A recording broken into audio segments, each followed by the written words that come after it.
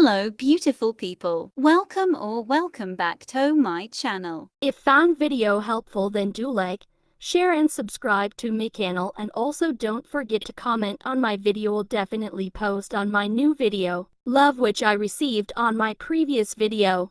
In order to use iOS font, you have to open browser, search in standard. Go to first option. Then slide down. Go to repository and click on the first option. Install it on your phone. Open the new Instagram and log in to your account. You have to uninstall your original Instagram. Here are your iOS fonts.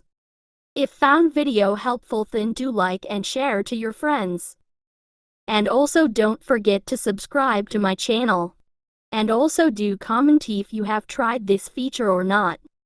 If you don't believe in yourself, then it doesn't matter how talented you are or how big your dreams are, so never lose hope. Thanks for clicking on this video.